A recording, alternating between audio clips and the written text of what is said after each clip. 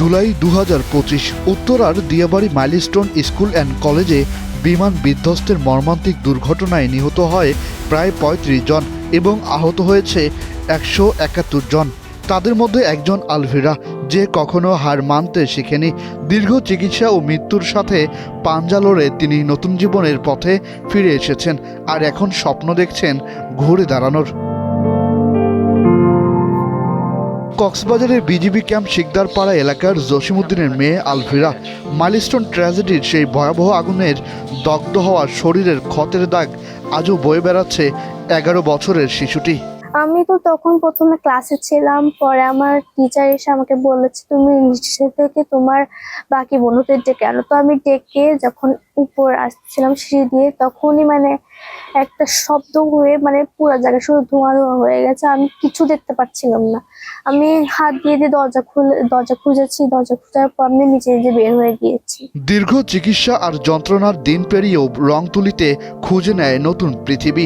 হাসপাতালেও এঁকেছিল সেই ট্র্যাজেডির ছবি, তবে তার খাতার পাতায় লেখা থাকে মনের কথা। একটি পাতায় বড় করে লেখা, আমি হার মানতে শিখিনি। আমি এখন স্বপ্ন দেখছি একদম আগের মতোই টিচার হওয়ার স্বপ্ন দেখছি। আমি মাইলস্টোনের টিচার থেকে ইন্সপিরেশন নিয়েছি যে একটা বাচ্চাকে কেমনে সামলাতে হয়, একজনকে কেমনে শিক্ষা দিতে হয়। আমি বলতে গেলে আমি আমার আগের টিচার থেকে অনেক ইন্সপিরেশন নিই। মাহারিন ম্যাম, উনি নিজের প্রাণের ঝুঁকি নিয়ে আমাদের মতো কত বাচ্চাদেরকে প্রাণ বাঁচিয়েছেন।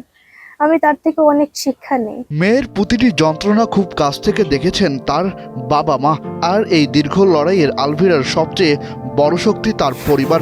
বাবা মায়ের ভালোবাসা আর যত্নই তাকে সাহস জুগিয়েছে নতুন করে বাঁচার।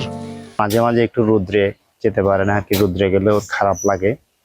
রোদটা তাদের জন্য একটু সমস্যা আর কি। ও যখন স্কুলে যায় তখন রোদের মধ্যে গেলেও হাঁপাই যায় আর কি। আসলে ও তো আমার বাচ্চাদের ভিতরে ও ছিল অনেক সুশৃঙ্খল।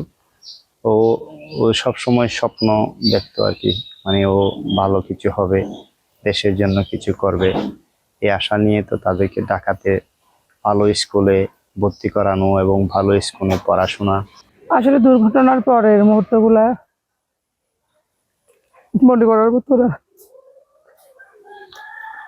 ছিল। ভালো ছিল, তো সেন্সলেস ছিল। বিভিন্ন সার্জারি সাথে সাথে ওর মাথার চামড়া নিয়ে প্রথম সার্জারিটা ওরই হয়েছে, মাথার চামড়া হাতে লাগানো হয়েছে, তারপর পায়ের চামড়া নিয়ে এই হাতে লাগানো হয়েছে, পরে আবার মুখে একটা স্ক্রিন গ্রাফটিং হয়েছে।